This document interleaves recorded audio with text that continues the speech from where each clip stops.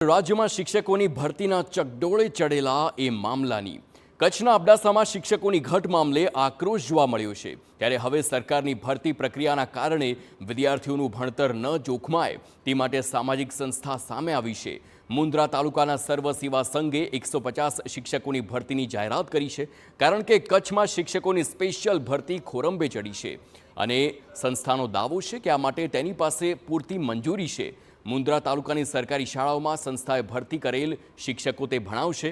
શ્રી સર્વ સંઘ કચ્છ સ્વખર્ચે આ શિક્ષકોને રૂપિયા 9,000 માસિક વેતન પણ ચૂકવશે।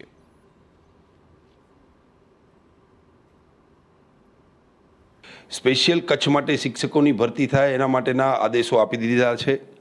એ પ્રક્રિયાને સમય લાગે એ દરમિયાન પ્રથમ સત્ર માટે જ્યારે પરીક્ષાનો દિવાળી પહેલાંની પરીક્ષા આવે છે, એટલે એના માટે વિદ્યાર્થીઓનું મનોબળ તૂટે નહીં એના માટે અમે સૌ સાથે મળી અને અમારી સર્વ સેવા સંઘ આ શિક્ષકોની નિમણૂક કરી છે।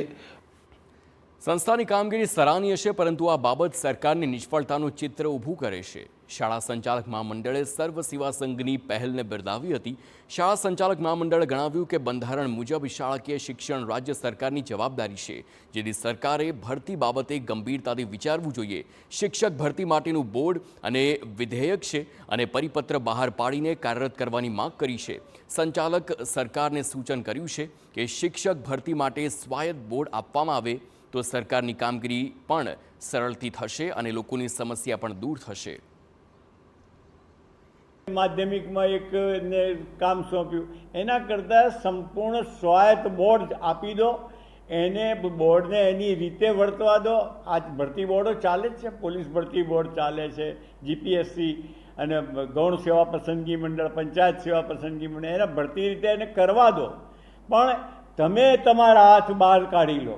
રાજ્ય સરકારના હાથ જ્યાં સુધી અંદર હશે ત્યાં સુધી કોક ને કોક વેસ્ટેડ ઇન્ટરેસ્ટના લીધે પણ આ બધું થતું રહેશે, કોર્ટ મેટરો થતી રહેશે।